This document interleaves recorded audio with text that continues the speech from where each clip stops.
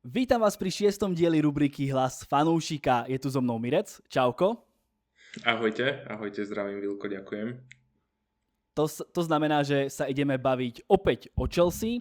Zároveň toto je prvý diel, ktorý vychádza aj na našom YouTube, ako také promo toho, čo vydávame pravidelne na našom Hero Hero. Okrem Chelsea tam nájdete hlasy fanúšikov o Manchester City, Atletiku, Barcelone, Man United a už aj s Mircom sme sa pred nejakými 3-4 týždňami bavili o situácii v Chelsea. Tá sa ale výrazným spôsobom skomplikovala, dosť sa toho pomenilo a myslím si, že aj Mirec bude mať na veľa vecí možno trošku iný názor.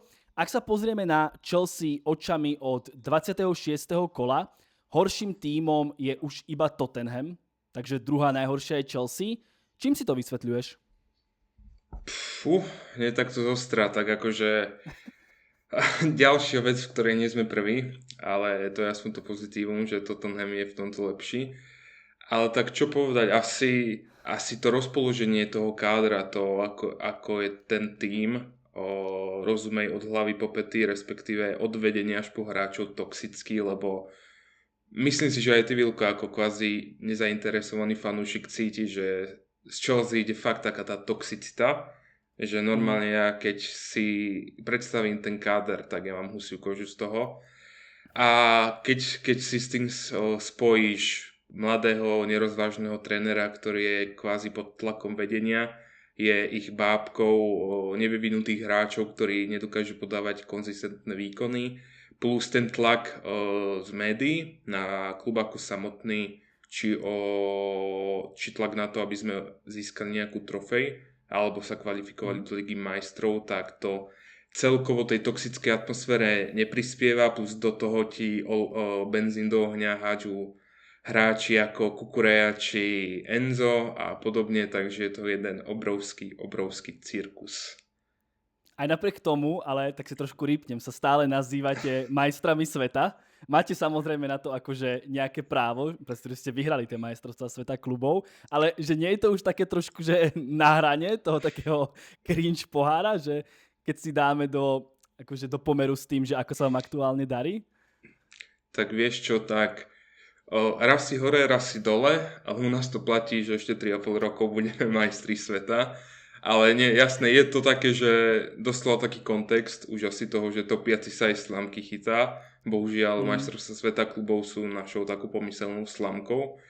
Ale tak je to trofej, ktorá v podstate má ten titul tých majstrov sveta, takže nie je to niečo také, že by sme to ťahali spoza goliera, ale je to fakt, ale priznám sa, že minimálne ja občas, hlavne keď sa mi nechce s niekým banterovať alebo podobne, tak to len pull-upnem, že ukáž mi svoj titul majstra sveta a vieš, a nemá argument. No jasné, ako je to skôr na úrovni takého banteru, ale musel som si to tu trošku tak akože rýpnuť. Všetci vieme, čo sa stalo v Chelsea vlastne včera pre nás, keď to nahrávame. Odvolanie teda Liama Rosseniora, potom čo teda 5 zápasov v Premier League nevyhral s katastrofálnym skóre teda 0-11. Môžeme práve sa vrhnúť na ten vlastne záver, alebo možno aj celkovo na to angažmá Liama Rosseniora.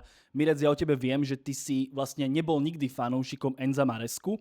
Už keď prichádzal, si nebol toho fanúšikom. Keď skončil, volal si potom, bol si akože z toho celkom by som povedal, že nadšený. Mal si nasledovaného Rosseniora zo Štrásburgu. Tak aké sú vlastne emócie u teba teraz po tom, čo Rossenior už skončil po 3,5 mesiacoch v Chelsea?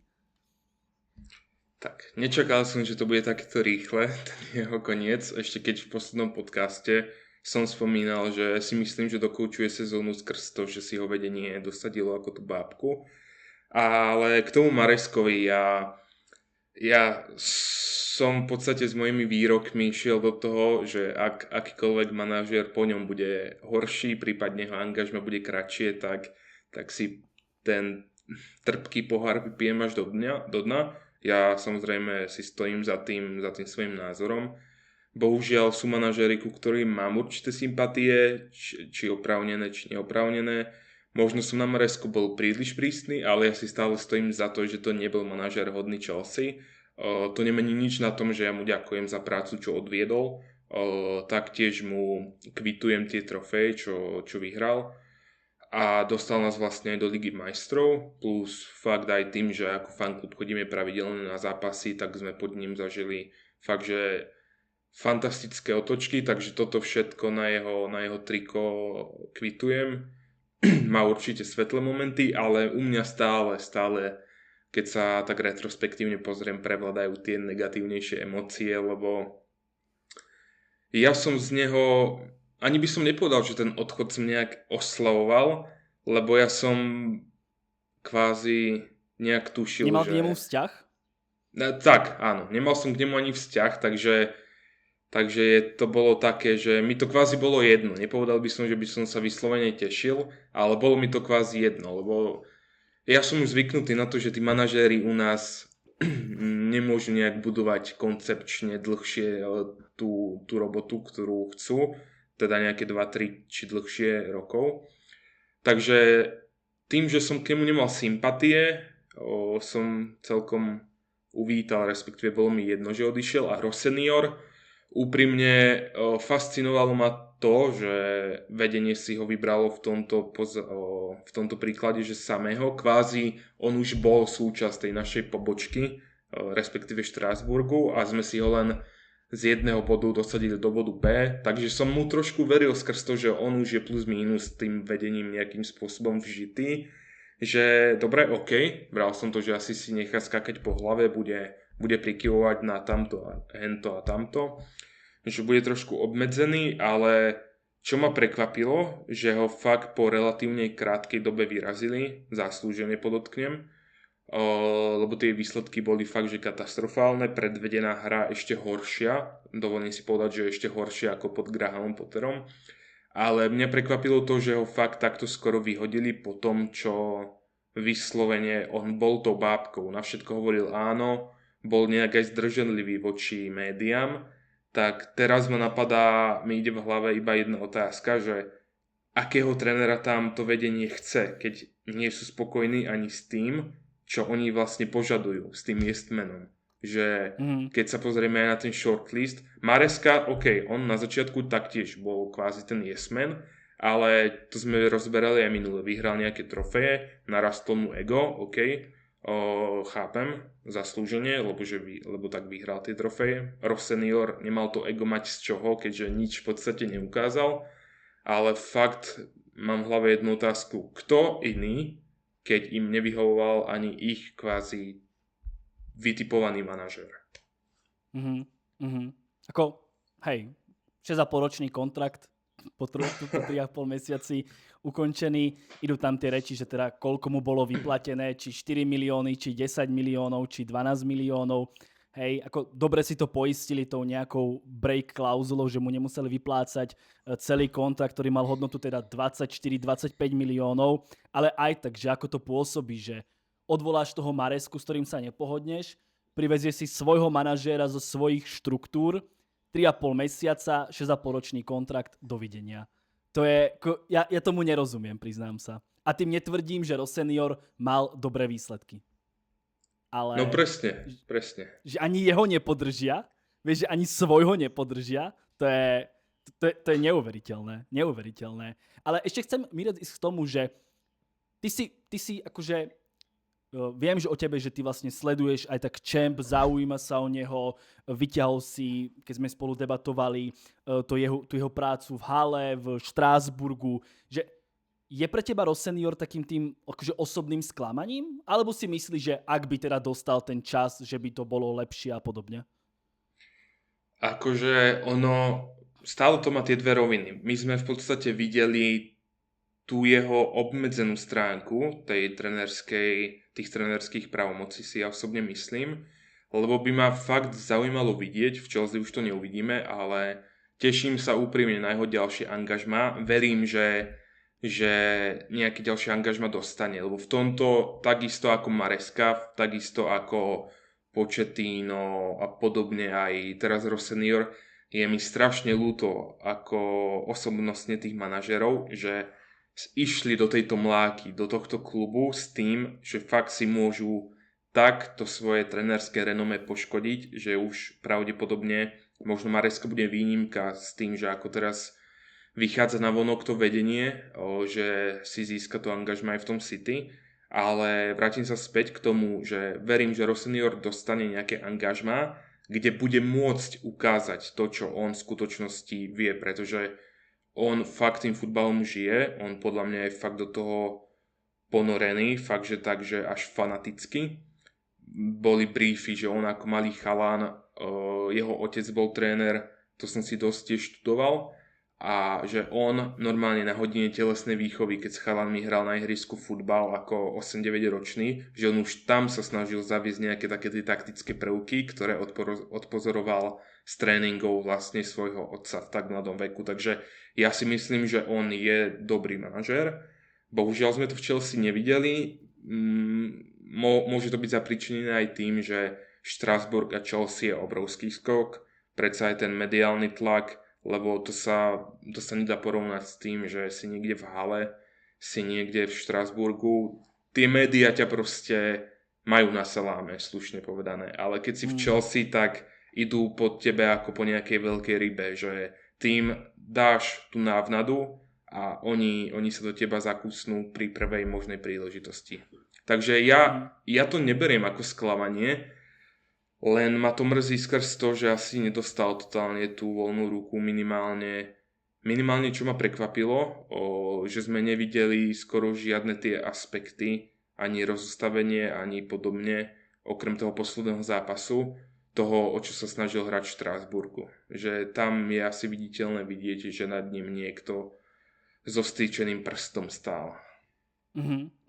A čo možno také, alebo čo podľa teba vlastne Rossinior dal Chelsea za tie 3,5 mesiaca? Že nájdeme tam aj podľa teba nejaké pozitíva, možno aj skrz nejaké výhliadky do prestupáku, že tak na tomto nemôžeme postaviť, alebo dal vôbec niečo tej Chelsea za toho 3,5 mesiaca pozitívne? Úprimne nie. Nie, že by som fakt, že to chcel nejak zamaskovať, ale jednostranne asi nie, že v tomto, že nič nedal, nevieme, čo je v kabíne, ale už len fakt bolo vidno, že za toho 3,5 mesiaca sa už tí hráči ho prestali rešpektovať a stratiť kabínu za 3,5 mesiaca je podľa mňa niečo, že čo neviem, či sa niekedy stalo, ak nerátame fakt takých interim dočasných manažérov, ako bol napríklad Tudor v Tottenhame nedávno a podobne, že snažil sa tam vytiahnuť nejaké také psychologické triky ako stávanie lega, blbosti, že na tréningu nenosí rukavice, aby bolo počuť, ako tlieska, chváli hráčov, ale toto asi fakt trošku zostal zaseknutý. No. že fakt také blbosti, akože vieme, že asi si aj ty zachytil, Arteta v minulosti doniesol do šatne nabíjačku na telefón, že musia byť spojení všetci a podobne, že to sú tiež klipy, ale toto sú podľa mňa fakt také veci, čo môžeš robiť, keď máš ten kader fungujúci a potrebuješ len trošku postrčiť, že fakt také uvoľní atmosféru, ale nie keď tvoja pozícia je v ohrození, tým sa ti v podstate rozpadá a podobne, takže aby som tiež teraz odpovedal, nemyslím si, že zanechal asi niečo pozitívne. Končí teda po tých spomínaných 5 zápasoch bez výhry zo skóre 0-11. Tu si tak opäť dovolím trošku rýpnuť, že súčasťou tých prehier bola aj prehra proti City. Tak trošku ste fandili City, nie? Priznaj sa. Tak trošku viac. ale tak je to tiež také, že my sme momentálne v takej situácii, že proste nám prinesie radosť najväčšiu, ak nerátam to, že sa kvalifikujeme do Európy, prípadne zo zisku FA Cupu, len to, že Arsenal botne ten titul a fakt, keď sme my mohli tomu dopomôcť, tak v rámci takého banteru a podobne, tak nevidím na tom nič zlé. Lebo úprimne... Ale keby ste vyhrali, mali by ste tú šancu možno na tú Ligu majstrov. Či už si to bral tak, že už Európa je úplne pase? Lebo vtedy ešte nebola úplne pase. Akože ja som to bral tak, že OK, vyhrali by sme, ale paradoxne som nám neveril. Stále neverím, že vyhráme vlastne proti tým kvázi v úvodzovkách slabším tímom, ako teraz sme mali ten Brighton, čo nás totálne rozštvrtil, lebo v podstate keď si vezmeš, tak vyhrali sme túto sezónu proti Liverpoolu, uhrali sme remízu proti City, dobre, remizovali sme tiež proti Arsenalu, ale tie výsledky, keď si tak sčítaš, sú predplatné, keď potom ťa dvakrát vypráska Leeds, teda raz remíza, raz prehráš so Sunderlandom, z Burnley remizuješ, že toto sú tie zápasy, ktoré nás mali dostať do tej Ligy majstrov a toto už podľa mňa fakt by nám dalo len takú falošnú nádej a radšej mať úprimnú radosť z toho, že Arsenal niečo pokazí, ako mať falošnú nádej. Takže najväčší úspech tejto sezóny bude bottle Arsenalu, hej? No a uvidíme v nedeľu, či sa dostaneme do finále FA Cupu a ak áno, či dokážeme. Ak sa dostaneme do finále FA Cupu proti City, tak tam už budem fandiť Chelsea, to už sľubujem. OK, aspoň tam. Ešte sa zastavme pri tej akože situácii v rámci Premier League. Aktuálne teda po tom sunutom kole, teda 8. miesto, 48 bodov. Stále ešte šanc teda na tú Európu aj skrz ligu, aj skrz teda spomínaný FA Cup. Stále to ešte môže byť ale oveľa horšie. Čisto teoreticky môžete ešte stále bez problémov padnúť na nejaké 12. miesto. Tak ako vidíš ty aktuálnu situáciu a šance Chelsea prebojovať sa do Európy? Ja viem, že vy ste fanklub, chodíte strašne veľa na futbal, vám možno aj vyhovuje tá konferenčná liga skrz nejaké zaujímavé tripy, možno tripy k dispozícii, ktoré sú akože blízko, nie sú nejako možno ani finančne náročne a podobne. Tak ako si myslíš, že vlastne dopadnete v tejto sezóne a čo by si možno prial, že radšej konferenčku ako Európsku ligu, možno skrz práve tie zážitky? Vieš čo, k tej konferenčnej lige ja som opäť nedávno čítal, ono Chelsea to zvažovalo už aj minulú sezónu, vedenie konkrétne. Aj teraz som to riešil nedávno s kamarátom, s Matoným z Discordu, ľudia môžu poznať, že dokonca vedenie Chelsea zvažuje to, že ak by sme sa kvalifikovali do konferenčnej ligy, že by sme kvázi si nechali dať ban od UEFA, lebo pre klub ako Chelsea je tá konferenčná liga strašne nevýhodná, teda až stratová, lebo tie zápasy, letenky ale máš tam rôzne bonusy za odohraté zápasy pre hráčov, jednak tí hráči sa ti vyšťavia a podobne, že je to fakt, tá súťaž je dizajnovaná pre týmy ako napríklad tohtoročný Crystal Palace a podobne. Jasné, skrz zážitky je to pre fanúšika fenomenálne ísť niekde do Kazachstánu na 2 dní a podobne, že asi by si tam počas roka nešiel. Ale takto sú možnosti, že Chelsea to reálne zvažuje. Vravím, zvažovala to aj minulú sezónu, ale nakoniec sa tak nestalo. A keď vidím aj ten náš rap, akože už, ja som to spomínal opäť aj v minulom podcaste, že my to nemáme v našich rukách, tú kvalifikáciu do Ligy majstrov, že má to v rukách Liverpool, ktorý bohužiaľ aj teraz tesne v Merseyside derby vyhral. Ten nám mohol zahrať do kariet, ale už pomaly prestávam veriť v tú Ligu majstrov a prestávam veriť aj v Európu skrz ligu. Takže verím, že náš dočasný interim Callum McFarlane z Kinetic Academy, opäť pripomínam. O ňom si rozprával, ja keď som videl, že on je interim, ja som si povedal, zajtra nahrávam podcast s Mirecom a presne jeho tam spomínal asi 10 minút, že to bude najbližší tréner proste Chelsea. Cením hrozne. Máš v živote dané veci, dane, smrť a to, že McFarlane bude interim manažer.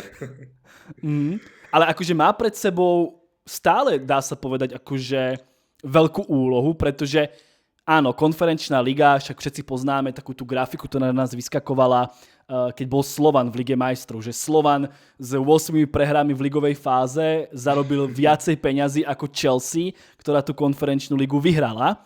Chápem, konferenčná nie je finančne akože veľmi príťažlivá, ale predsa len tá Európska liga aj možno skrz tú potenciálnu kvalifikáciu do Ligy majstrov, to už môže byť proste lákavé pre Chelsea, aj finančne, aj tou trofejou, dajme tomu, že stále má pred sebou ako dôležitú úlohu, povedal by som, Liga majstrov je asi už teda pas, tak ako mu ty veríš ako osobe interim manažera, pretože Ja čo by som očakával, aj keď viem, že teda rozprávali sme o tom v tom minulom podcaste o pozícii v úvodzovkách Johna Terryho, ja by som tam očakával proste chlapa s nejakou charizmou, legendu, ktorá príde, odprevadí to mužstvo do konca sezóny, ale že očakával by som tam skôr takýto ťah. Hej, ale vy idete vlastne tú kartu toho McFarlane'a, neviem, keby to bol jeden zápas, 2 zápasy, ale ešte hráte, dá sa povedať, oveľa, takýto chlap vás ide trénovať. Také zvláštne mi to príde. No určite. A ak sa nemýlim, ešte dnes som čítal, neviem, či to dal Ben Jacobs alebo niekto z takých poprednejších novinárov práve na adresu Terryho, že vedenie ho tam vyslovene nechce. Že ho tam nevidí, že ho tam nechce a kvázi pochopil som to tak, že Terry sa pod vedením Clear Lakeu môže rozlúčiť s tým, že by sa jedného dňa stal nejakým členom prvého tímu. Takže toľko k tomu. Mac Falafel, ako ho ja volám, tak asi to podľa mňa uprednostní asi ten FA Cup. Uvidíme ako v nedeľu. Dúfam, že tí hráči tam pôjdu zožrať trávnik, lebo keď sa pozrieme na náš los, tak myslím, že tam máme Nottingham, ktorý stále bojuje matematicky o záchranu, aj keď je na tom lepšie ako Spurs a West Ham. Liverpool, ktorý tiež to nebude zadarmo, tiež bojujú ostro tú Ligu majstrov. Tottenham, akože tam inokedy to sú povinné 3 body. To na začiatku sezóny my sme vždy začínali s plus 6 bodmi, keď sme vedeli, že hrá Tottenham.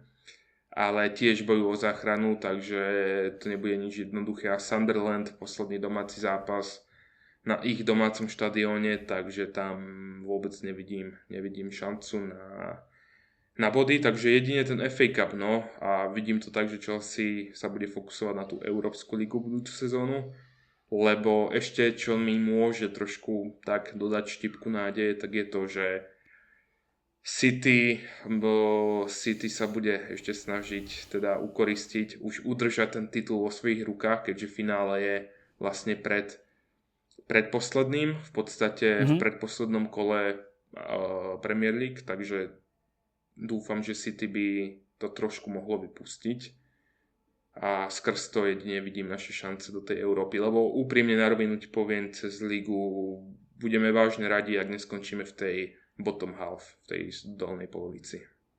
Takže vlastne ty absolútne neveríš v McFarlaneové schopnosti ako trénera? Či skôr neveríš kádru? Aj. Ono sa to tak súmerne doplňuje, lebo odtrénoval 2 zápasy. McFarlane proti City, remíza. Ďakujeme McFarlane, už City mohlo mať asi titul v ruke, neby toho. ale a myslím ešte proti Fulhamu a to sme tiež prehrali, myslím 2-1 sa mi zdá, ak si dobre pamätám, takže neviem, fakt, že toto je také, že znúdzecnosť, vytiahnutý manažér, ktorý, bavili sme sa o tom, bol z ničoho nič dosadený ako asistent seniora, v živote spolu nerobili a opäť ide na to hlavné trenérske kreslo, takže ja neviem, buď bude fakt, že veľmi dobrý kolega, kamarát, všetkých tam vyššie, alebo tam asi fakt nemajú koho dať.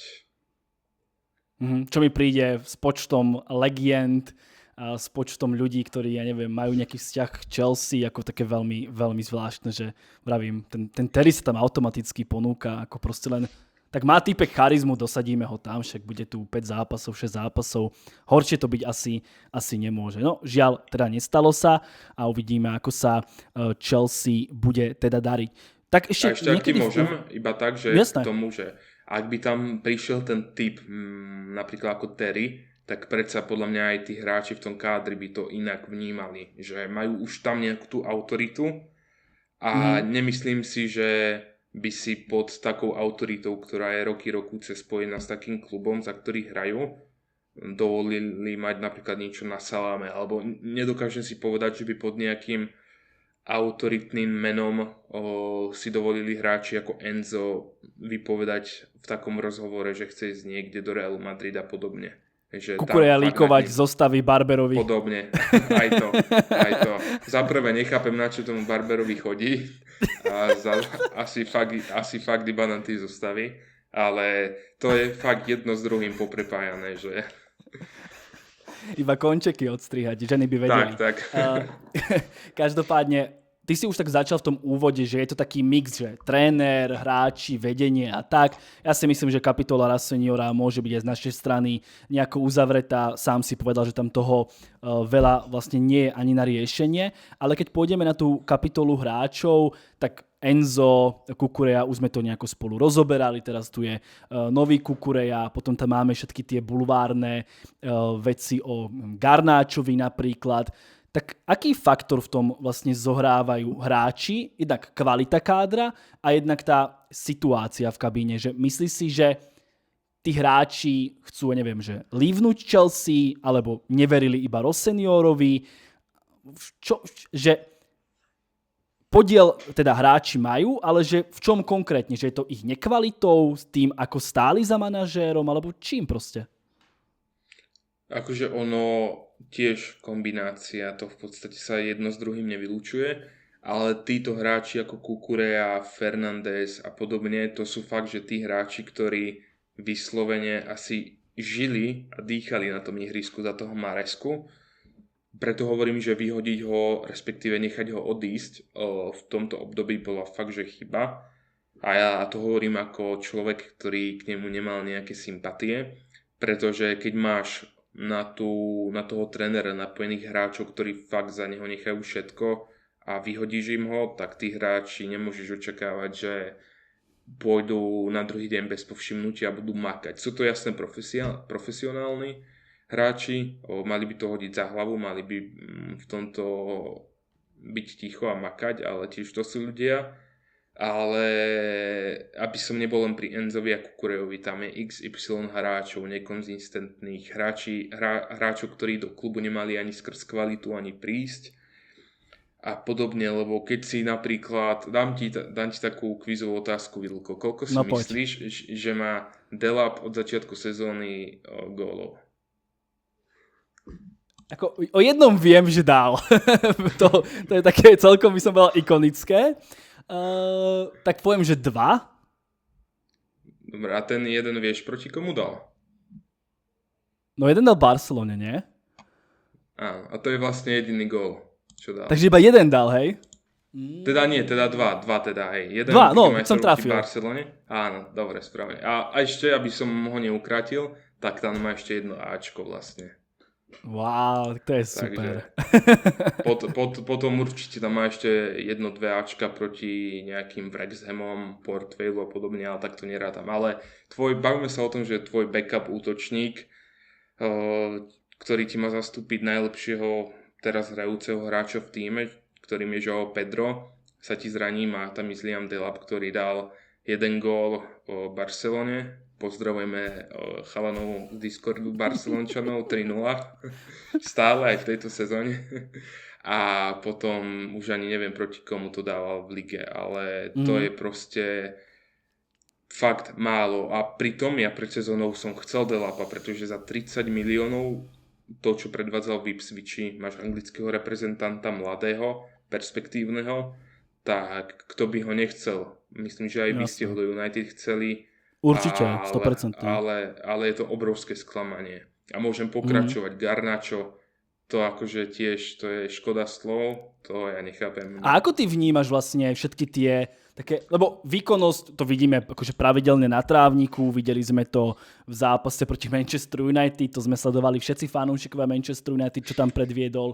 To je akože jeden aspekt. A ako ty vnímaš také tie šumy okolo jeho osoby? Berieš to, že je to iba bulvár, alebo si myslíš, že začína robiť nejaké problémy aj v tej kabíne Chelsea? Akože ja tomu verím, lebo myslím, že hlavne u vás sa aj riešilo. On má dosť takého nepríjemného brata, sa mi zdá mladšieho, ktorý tiež ľúbi do tohto zabrdať. Viem, že tam bola nejaká kauza s TikTokom, že si vymazal nejaké videá Chelsea, ale nakoniec sa ukázalo, že on na TikToku žiadne videá Chelsea ani nemal, že on tam mal Furman United, takže asi to nejak nepoužíva, ale tiež to nebolo dobre v podstate v danej situácii, okolo neho sa zase spravila ďalšia takáto toxická bublina. Takže tiež je to extrémne zlé. Myslím, že aj Rossenior na jeho adresu on ho verejne bránil, čo si pamätám, ale pravidelne ostával na lavičke, takže podľa mňa to nebude tým, že nehrá nejak spôsobené, že je až veľmi zlý, pretože on nemá konkurenciu na tých krídelníkoch. Sorry, ak ťa posadí Pedro Neto, tak sa zbal a choď niekde do Frankfurtu, proste na hosťovanie, ale tam určite podľa mňa, a nebude jediný, si myslím. Nebude jediný, lebo vieme, že títo Argentínčania, Portugalčania a podobne sú dosť temperamentné povahy, takže určite už len skrz to, čo robil v United, tak si nemyslím, že to bude nejaký OK. Keď pôjdeme ďalej po tej ofenzíve, tak už sme si teraz spomenuli Delapa, Garnáča, ale niekto povie, že tak nejakí squad playery, nové posily, necvaklo to. A chcem sa práve dnes nejako dostať takej tej veľkej postave, ktorá môže byť pre fanúšikov akože Chelsea veľmi citlivá. A to je napríklad akože Cole Palmer.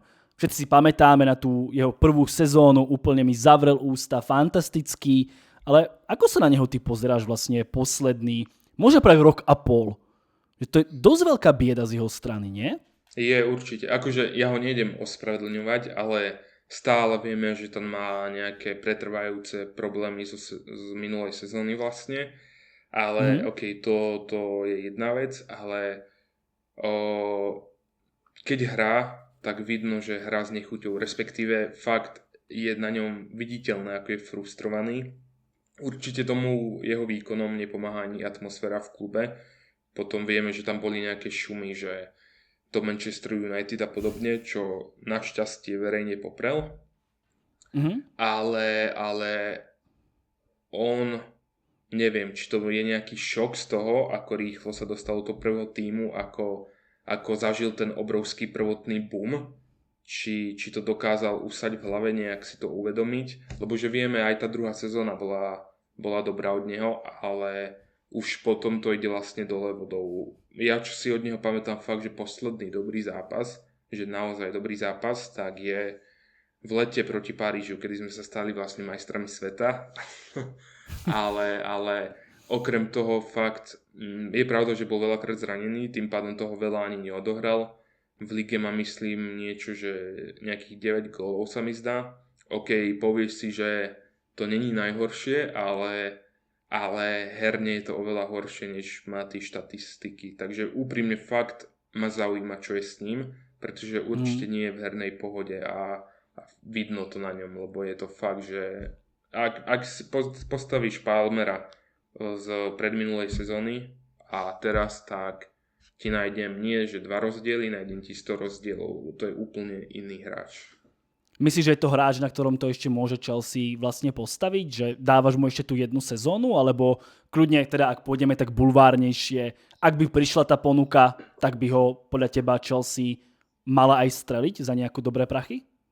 Akože to si nemyslím, lebo on stále, keď sa povie Chelsea, tak Palmer je jeden z takých už podľa mňa už taká značka, že pri Chelsea, keď sa povie Chelsea, tak si predstavíš hneď tú jeho oslavu, hneď vlastne je to už nejaké meno spojené s tým klubom, takže si nemyslím, že by ho vôbec vedenie predalo, lebo sú to biznismeni a svoj kvázi najpredávanejší produkt sa ho nezbavia, keď im môže prinášať tých divákov a podobne. A či to môže na ňom stať? Určite áno, len sa musí čím skôr dať do pohody on, či mentálnej, či fyzickej, ale jednak sa musí aj tá atmosféra v kabíne aj na ihrisku vyliečiť. Čiže nemôže to byť určite toxické, lebo čím dlhšie to takto bude trvať, čím častejšie sa budú meniť aj tí manažéri, vedenie, keď bude vystupovať s nejakými briefami podobne, že fakt tá bublina toxická sa bude len nafúkovať, tak je podľa mňa len otázka času, kedy nie, že ho my strelíme, ale reálne, keď Palmer požiada o odchod a bude to fakt, že jeden z ďalších hráčov, o ktorých si budeme búchať hlavu. Tam ešte tie príbehy Enza Fernandeza a Kukureju. Kukureja sa zdá byť, že to je nejako akože vyhladené. Enzo Fernandez, tie šumy samozrejme tam stále sú. Myslíš si, že jeho budúcnosť je teda definitívne mimo Chelsea, alebo si myslíš, že s príchodom teda nového manažéra môže aj samotný Enzo nejako akože znovu obžiť a opäť dýchať pre tú Chelsea?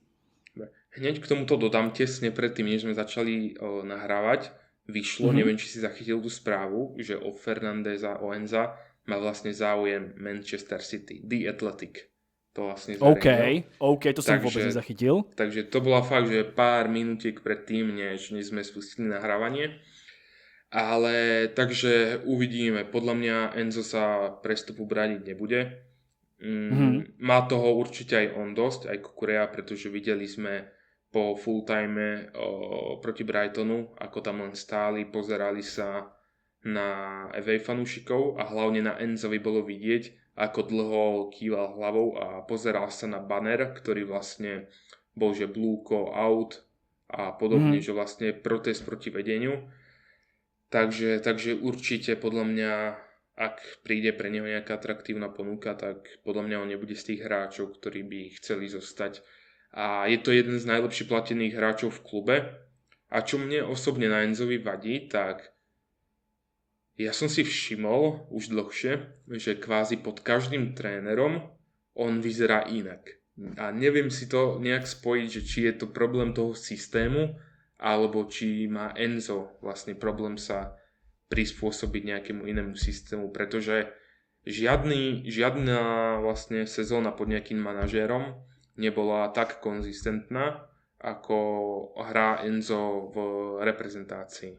Lebo podľa mňa Enzo v repre a Enzo pod vlastne v klubovom futbale, a to už je jedno, či hovorím o Mareskovi, Rossenior, Potter, blablabla a podobne. Pochettino. Áno, Pochettino napríklad. Tak to je fakt, že ako by som za každým videl iného hráča. Lebo v tej repre fakt, že si myslím, že je konzistentný a hrá tam vlastne ten istý systém, viac menej tú istú rolu. A v Chelsea je to úplne diametrálne odlišné. Takže a ešte tebe tak sa spýtam, Vilko, že či si myslíš, že či je Enzo skôr takou obeťou toho chaosu, celkovo toho kádru, toho týmu Chelsea, alebo je skôr sklamaním, že akože hráč sám o sebe? Ja si nemyslím, že je úplne že sklamaním podľa mňa. Že ja keď sa pozriem na tú vlastne etapu, odkedy prišiel, tak za mňa si Enzo drží tú konzistenciu, podobne ako napríklad, že Caicedo, ktorý tiež teraz nemá akože ideálnu formu, ale za mňa to sú takí tí hráči, o ktorých sa vieš akože konštantne nejako oprieť. Samozrejme, potom sa môžeme baviť cena, pomer, výkon a tak ďalej, ale za mňa Enzo, Caicedo sú také tie stálice v Chelsea, na ktorých si povieš, no tak už keď nikto neodohrá dobre, tak aspoň oni niečo odohrajú. A myslíš si, že v tom, v akom rozpoložení sa momentálne Chelsea nachádza, že si Enzo nejak tiež pre tú svoju kariéru nepodkopáva nohy? Pozrieme sa na to vyjadrenie, plus ešte počas World Cup tam mal tie rasistické urážky, že či si pre svoju personu to vieš nejak nekopil vlastne dieru a že či fakt by o neho nejaký top tým ešte mal seriózny záujem, či toto nieslo nejaké také briefy, aj to City podobne, že či fakt vlastne v tomto Enzo není to sklamenie, že akože hráč to môže byť OK, chýba mu konzistencia. Takže ten odchod z Benfiky bol komplikovaný, buďme úprimní. No jasné, tak tam musel Ekbali priletieť sám ako za Mudríkom, ty vole, to sa ťahalo do deadlineu. No. Ale to isté, vlastne čo Enzo robil v Benfike, že chce ísť silomocou do Chelsea, tak sa bojím, že je otázka času, kedy takto bude strečkovať vlastne v Chelsea, že chce ísť do City, že chce ísť do Realu a podobne. No a v tom prípade nemáš veľmi na výber, len ho proste streliť, lebo nechceš toxického hráča v tíme. Druhá vec je tá, že týpek podpísal kontrakt do roku koľko? 2032? Vieš, akože... Myslím, že hej, ale Chelsea na neho všetky páky. My sme zase známi tým, že my sa respektíve snažíme, ale nie sme nútení toho hráča hneď predať. Máme takú skupinku skvelú, ktorá sa volá Bomb Squad, o ktorej je dlhšie ticho. Skončili tam hráči ako Disasi, Chilwell, Sterling a XY ďalších, takže aby sa náhodou nerozšírila táto skupinka o jedného Argentínčana. No, ja som čítal, že musíte ho predať za viacej ako 75 miliónov, aby ste vykázali ten profit na neho. Takže myslím si, že akože 100 za neho bez problému dostanete. Otázka, že ako si ho cenia majitelia. A tu by som tak ešte možno podotkol, že aj Enzova frustrácia môže vlastne vychádzať z toho, akí hráči prichádzajú do Chelsea, však hovoril o tom aj samotný Kukureja. Ross senior sľuboval zmeny, dobre, on už toho súčasťou nebude. Aktuálne teda aj samotný Eghbali hovorí o nejakých zmenách, hovorí o tom, že sa poučili, že potrebujú to nejako lepšie vybalancovať, hovorí o tých skúsených futbalistoch.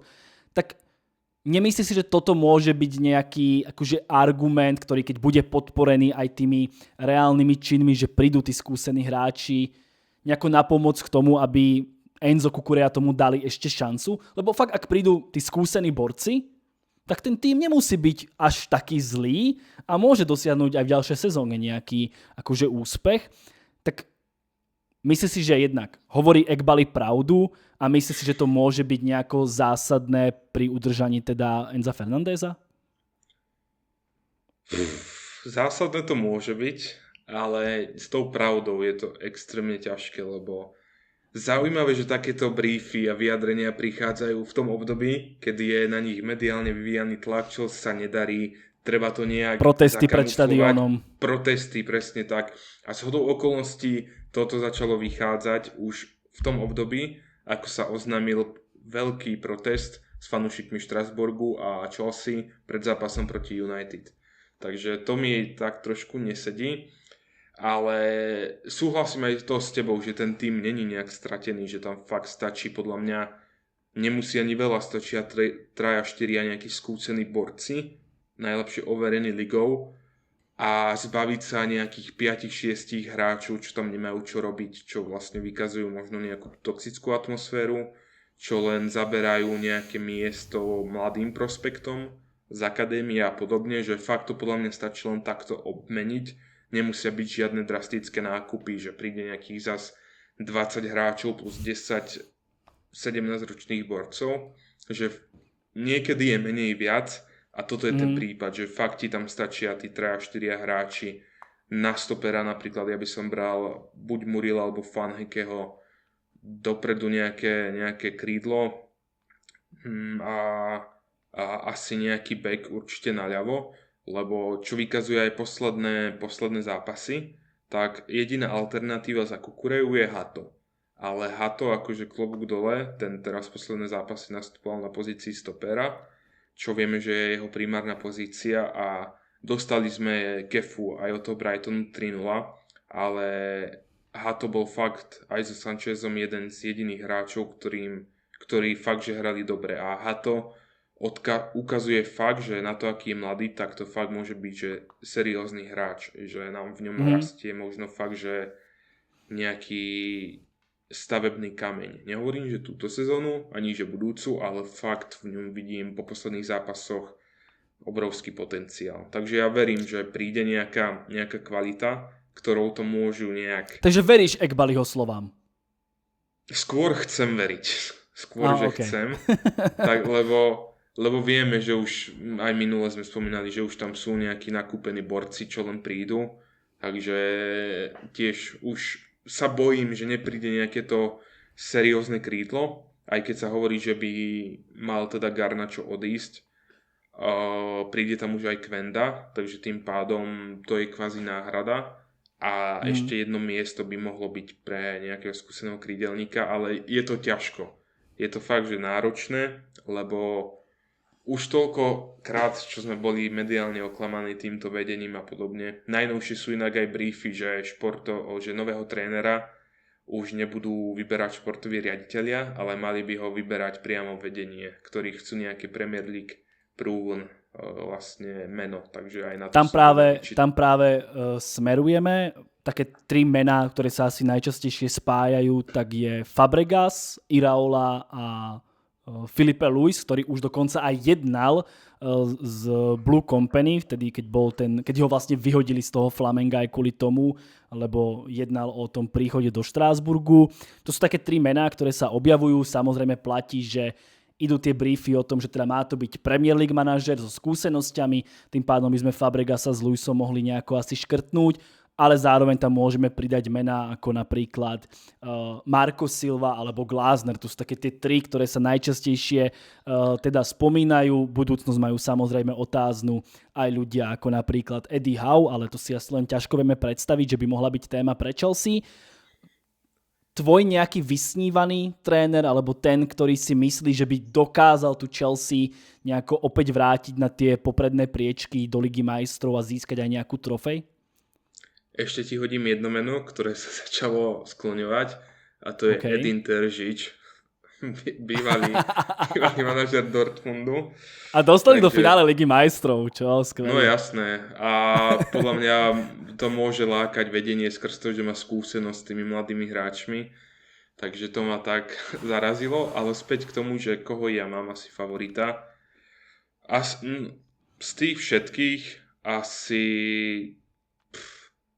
Iraola Glasner, tak napomedzi. Vieme, že obaja budú končiť, Iraola 100%, Glasner to je podľa mňa tiež len otázka času, ešte to myslím nie je oficiálne, ale on už to potvrdil na tlačovke. Áno. Takže berieme, že... Ale oficiálne asi statement ešte nebol.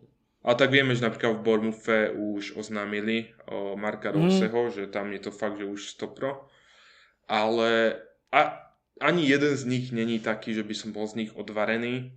Ale asi, ak by prišiel Iraola alebo Glasner, už aj keď ten Marco Silva, s ktorým sme tiež v minulosti jednali, tak si poviem, že OK, budem fandiť každému borcovi, ktorý príde do tohto cirkusu.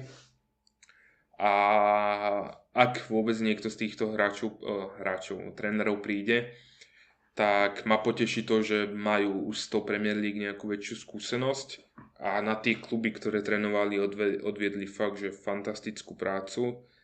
Len čo ma trošku od toho Iraolu nie, že odvádza, ale vieme, že Bournemouth hrá fakt, že tak doslova, že agresívne, taký ofenzívny štýl a myslím si, že naši hráči, stačí, že na nich nakričíš a oni sa ti začnú sťažovať do médií, že by to nemuseli prežiť vlastne to tempo, to vysoké tempo a podobne. Takže zase sa bojím, aby sa tam neotočili hráči voči trénerovi. Ja sa zase akože opýtam rovno, prečo by ten top manažér vlastne alebo ten top prospekt manažér, povedzme Iraola, že nekaučovali ešte ten veľký tím, ale sú akože blízko toho angažma a môžu si, dá sa povedať, aj vyberať, že prečo si vybrať tu Chelsea, keď videli, že bol tam ten prospekt typu Rossenior a totálne teda zhorel, 3,5 mesiaca dovidenia. Ako, môžeš si ísť po nejaké dobré odstupné, ale tak rátajme s tým, že chcú urobiť ten next step, chcú byť úspešní v tej ich práci, v tej ich kariére, že prečo práve do Chelsea, keď akože vidia, čo sa tam deje každoročne? No tak argument si mi zobral z úst, že pre odstupné by si išli. Ale jedine, čo mi fakt napadá, tak asi to, že nedarí sa nám, sme momentálne v dosť veľkej kaši, ale ten tým, to meno Chelsea je stále pojem, že je to stále ten veľký klub a Chelsea je fakt známa tým, že môže sa ti dlhodobo nedariť, ale vždy nejakým zázrakom dokážeš priniesť tú trofej, že stále v tom mediálnom svete, v tej širšej verejnosti si nejak rešpektovaný, uznávaný, presne aj úspešný. Takže by to mohli brať tak, ale zase je tam veľké ale, že je to fakt jeden z takých málo klubov, do ktorých vyslovene vstupuješ s tým, že sa tam môžeš veľmi, veľmi popáliť a môže ti to značne poškodiť tvoje budúce angažma, ak vôbec nejaké sa ti ešte dostane. Takže ja byť top trénerom, tak určite nejdem do Chelsea, ak by som si nechcel zarobiť. Ale fakt, ja ocením každého, kto do tohto cirkusu príde a fakt som zvedavý, že ak aj príde ten Premier League overený manažer, či sa aspoň trošku zmení nejak ten model toho fungovania, či dostane nejaké väčšie právomoce a podobne, ale toto je zase také, že môžeme hádať a môžeme mať prísľuby, ale prídeme k realite a skutek utek zase. Clearlake je vlastne majiteľom Chelsea už nejaký nejaký ten rok. Ja sa priznám, že v úvode som bol z toho celkom nadšený, našli tú šedú zónu, odpisovanie hráčov, privádzali mladých futbalistov, ale vidíme, že to akože zjavne nefunguje. Ďalšia vec je potom tá, že vlastne Chelsea začína výrazne strácať a zaostávať aj čo sa týka financií, komerčné príjmy sú ďaleko za konkurenciou, obrovské ako tie prevádzkové straty, protesty fanúšikov, tak ako v tvojich očiach veľmi poškodzuje Clear Lake samotný celú Chelsea, že bol by si naradšej, keby toho neboli súčasťou? Akože určite áno, ale stále sa bojím toho, že keď existujú takíto ľudia, tak ako sa hovorí, že na každého chlapa sa nájde chlap, tak sa bojím aj v tomto, že príde niekto horší. Ak by niekto, ale dôležité je povedať, že Clear Lake ako firma, oni vlastne správajú dokopy majetok v nejakej hodnote nejakých 75 miliard dolárov. Vlastne Clear Lake pozostáva hlavne z Egbaliho a Feliciana a potom je tam až Boehly, ktorý nie je súčasťou Clear Lakeu, preto kvázi vzniklo to konzorcium. Ale čo je zaujímavé, tak do dnešného dňa sa Boehly s Egbalim sú v takom, nie že napätom vzťahu, sú to obaja biznismeni, ale už dávnejšie boli aj také články, že jeden chce odkúpiť podiel druhého a podobne, že akoby sa im spolu nepracuje dobre, že chceli by sa stade vytlačiť, ale ani jeden nechce z tohto otvoreného konfliktu ustúpiť, pekne povedané. A tým pádom to neprospieva ani tomu klubu, pretože fakt si predstav, že máš dvoch nadriadených, ktorí nedokážu spoločnú víziu spolu nájsť a ty máš pod nimi budovať klub alebo niečo perspektívne do budúcna. Tebe sa ten model páči? Úprimne? Čo robíte aktuálne? Vôbec nie. Vôbec a ešte raz vôbec, lebo vždy ma fascinovala tá stratégia kupovať mladých talentov aj podobne, ale nie v takomto množstve, už nie na to, aby si každého hráča reseloval, aby si tlačil do zostavy hráčov na základe toho, ktorý agent je tvoj kamarát, s ktorým sa lepšie poznáš, s ktorým ideš zajtra na kávu a podobne. Takže toto nie je podľa mňa klub, toto je nejaký krúžok, ktorý funguje po známosti vlastne, že kto je ti lepší kamarát, tak jeho tam pretlačíme a podobne. A to môžeme vidieť už aj v tých akadémiách, kto tam hrá, kto tam trénuje, akí muži, akí tréneri sú dosadzovaní do tých postov a podobne. A ešte k tomu o tom si rozprával v minulom podcaste vlastne, že aké je tam napojenie Shieldsa, to Kinetic Academy a tak ďalej, že máme o tom dosť podstatnú časť tej predošlej epizódy a kľudne teraz poď, čo si chcel ešte doplniť. To som chcel, počkať, ja som tu mal niekde tabuľku. Sekundu. Si to ohľadom financií. Som to mal.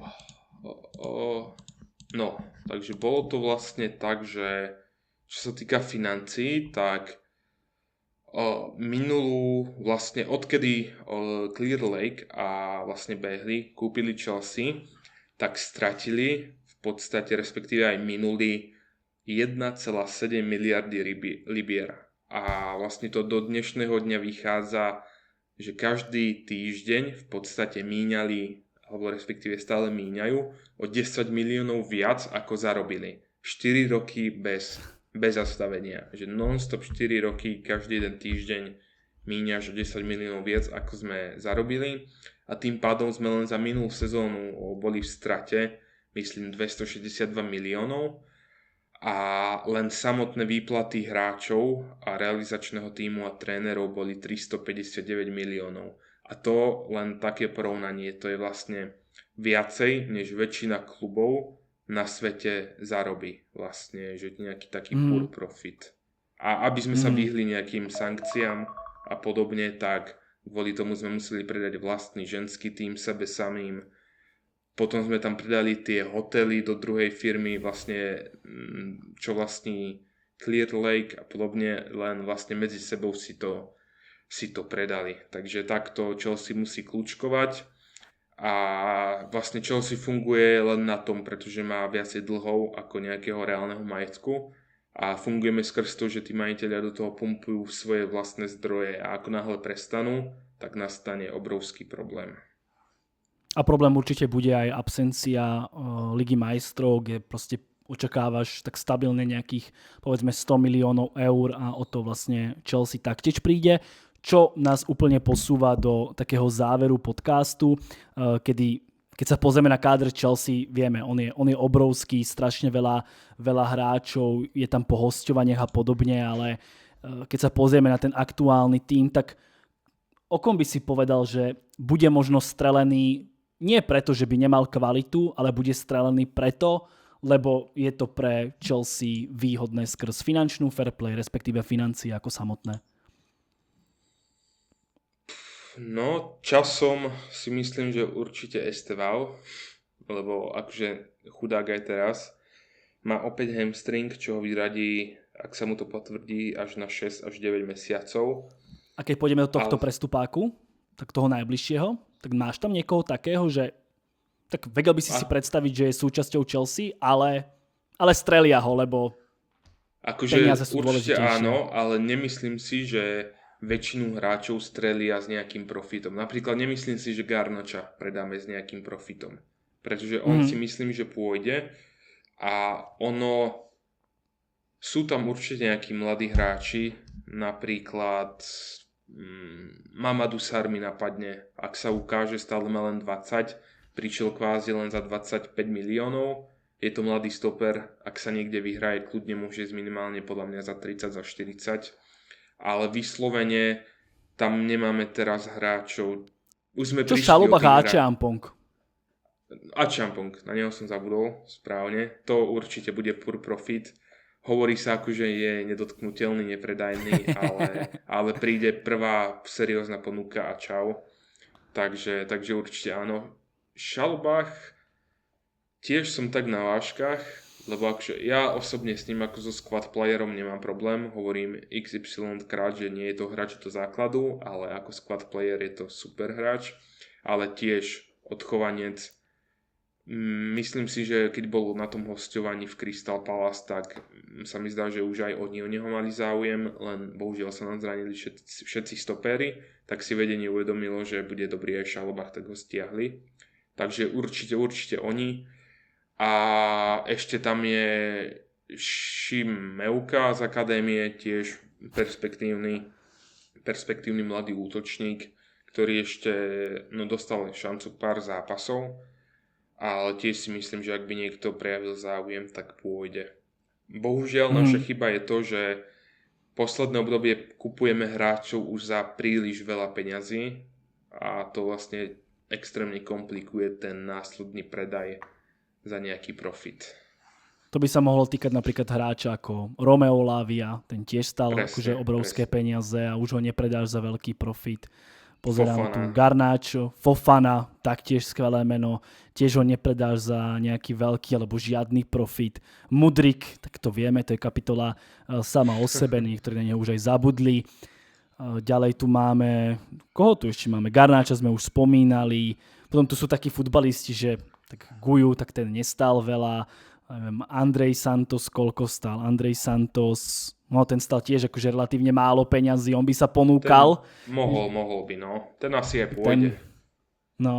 Ten by asi taktiež mohol ísť. Esugo, že tých hráčov stále tam nájdeme, niektorých za predaj, ale že sú to nejaký profit. Ale to je na tom extrémne akože vtipné a zároveň smutné, že ty pri Chelsea nepozeráš na tú kvalitu a že či sa ti hodí, nehodí, či môže vyplniť nejaké miesto, lebo podľa mňa ako futbalista, ako Achampong, Chalobah, to sú podľa mňa akože dobrí hráči, ktorí ti vyplnia veľa medzier, ale ty sa prv pozeráš na to, že či to je pre teba profit alebo nie je. Že ty nepracuješ s tým hráčom ako s futbalistom, ale doslova ako s tovarom. Tak keď sa pozrieš už len do minulosti, ešte počas tohto vedenia, že koľko takých perspektívnych hráčov, ktorí mohli mať u nás peknú budúcnosť, tak boli strelení a išli ďalej. Ale to je fakt, že vidíme. Napríklad ešte na hosťovaní, myslím, že tam je aj opcia Tyreek George. Ten bude ďalší na odstrel. To vlastne, on mal ísť už do Fulhamu, myslím v lete ešte, len tam to padlo, že sa nestihli nejaké dokumenty odovzdať, takže ten je ďalší na odstrel, ale vravím, my už sme v podstate tým, že aj taký Kinetic Academy zasahuje do tej akadémie a podobne, tak už nebudeme mať tak skoro tú generáciu hráčov, ako bol Tomori, Mason Mount, Reece James a podobne, takí kvalitatívne odstrelení, ktorí fakt ti pôjdu za čistý profit. Gallagher 30-40 miliónov. A tým, že oni si kupujú svoje hviezdy, nedávajú šancu už tým hráčom z tej akadémie, tak už ani tým hráčom z tej akadémie nenavýšia tú cenu. Teraz sme, myslím, z akadémie naposledy predali Lea Castledina do Middlesbrough a tam išiel za pár šušňov, fakt nejaká vtipná cena. A on bol považovaný fakt, že za nejakého možného Mason Mount Regena. Tak povedané. A išiel fakt, že za pár šušňov. Aj druhý podcast, ktorý spolu nahrávame, je taký, že veľmi negatívny, však dá sa očakávať a preto asi aj vznikol, že skrz tú situáciu v Chelsea. Ale taká možno posledná veta alebo posledné vety z tvojej strany, že kam si ty myslíš, že tá Chelsea bude tie najbližšie mesiace smerovať? Čo by si možno očakával, že sa udeje v nej? Tak, som zvedavý na leto, lebo leto bude kľúčové.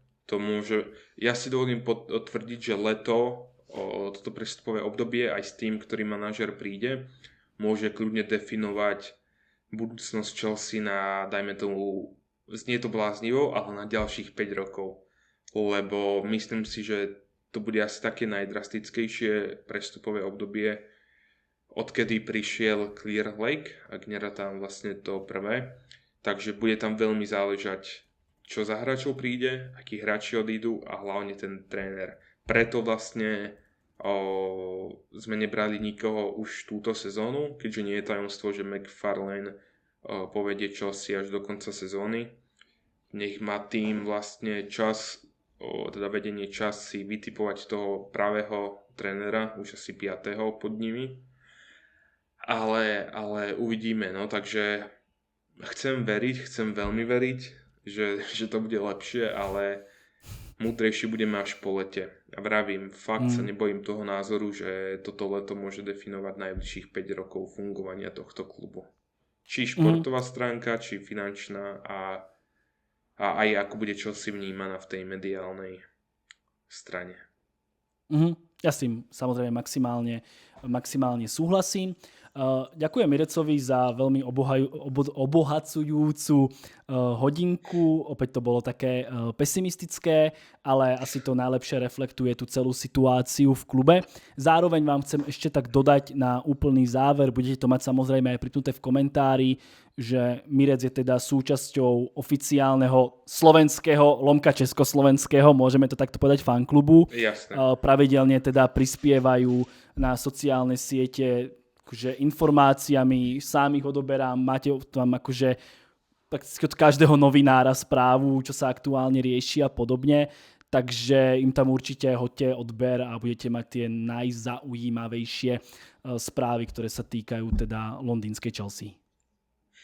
Tak? Je to tak, ďakujem presne, Vilko. A ešte aj to, že často robíme aj súťaže, aj odres, konkrétne s tebou sme robili, takže určite to sledujte. A môžete získať aj vy obľúbený dres svojho klubu originálny, ak nefandíte Arsenal. Ešte by som dodal fakt už na úplný záver aj to, že chlapci organizujú veľké množstvo výjazdov, o tom som už rozprával v tom podcaste, že chodíte pravidelne za tým futbalom, takže ak fandíte Chelsea a chcete ísť s chlapcami na nejaký výjazd na Chelsea, na Stamford Bridge, tak určite sa ich nebojíte osloviť. Ako vravím, sú aj už teraz budeme v nedeľu vlastne. Aj v nedeľu proti Leedsu na semifinále FA Cupu budeme. A ak sa dostaneme, tak aj na finále budeme. Takže určite sledujte. Finále na Wembley, to musí byť fantastický zážitok. Verím, že bude. Víťazné. Tak. Dobre, máme všetko. Ďakujem Mirecovi a vidíme sa my tu na YouTube už tak tradične v pondelok pri Rozkecáno a potom samozrejme na Hero ďalšie bonusy. Díky, čaute. Ďakujem, čauko.